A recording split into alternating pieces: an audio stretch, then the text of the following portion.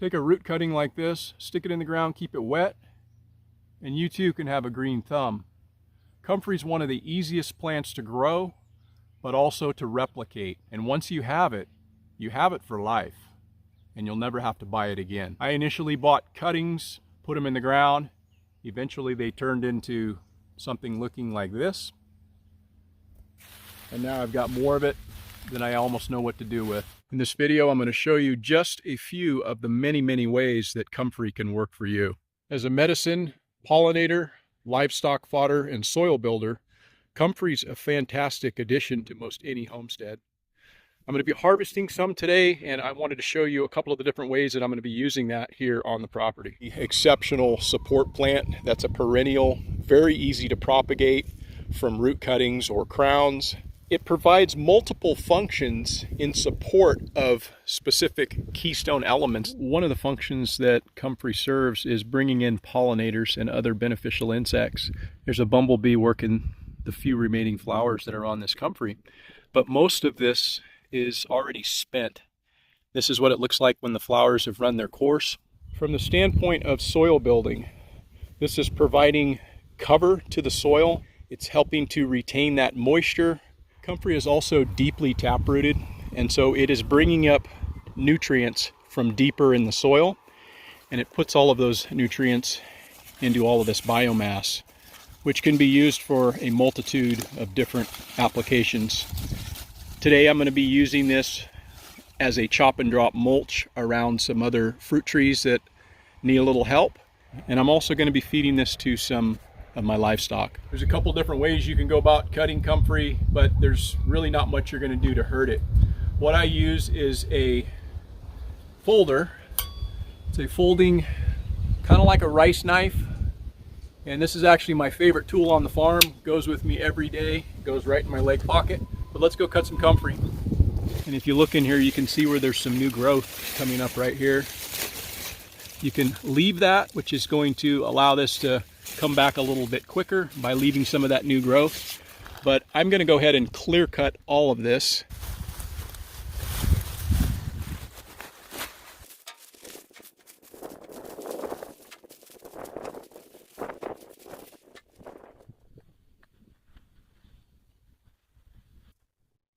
Here's the result of that last cutting. I wasn't being too particular about what I took or what I left. Essentially, I just took it all, and what that's going to do is to allow what I'm going to leave to get a little bit more room to spread out, get a little bit more sun exposure.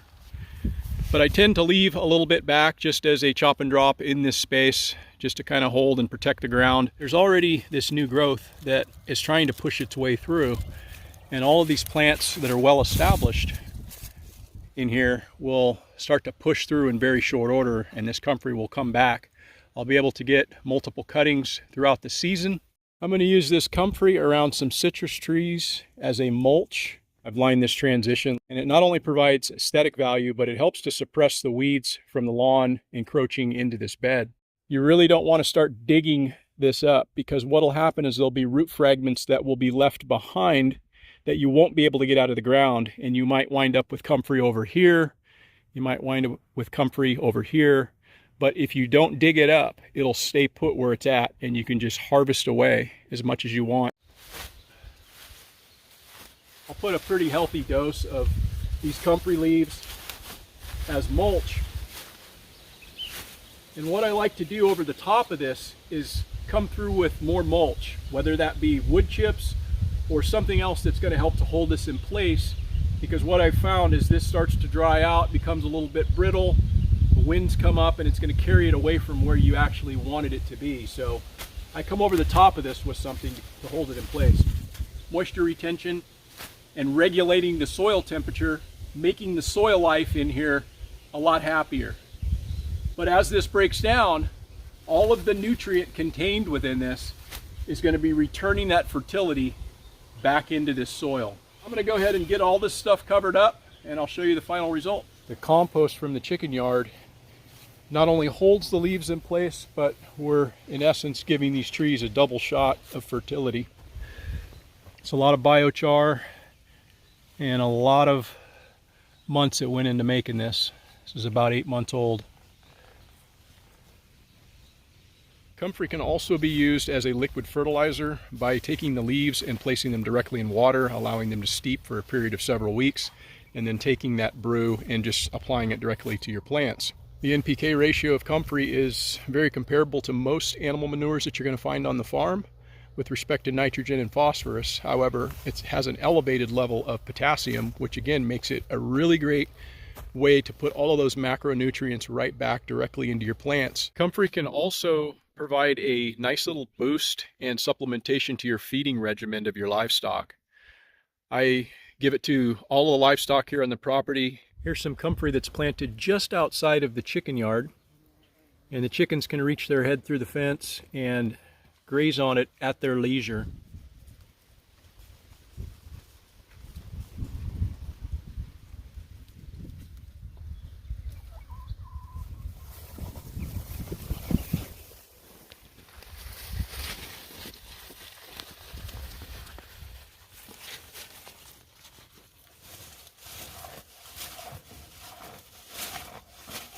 In about 8 days since we did the chop and drop around these two fruit trees, and you can see how vigorously this Comfrey has returned.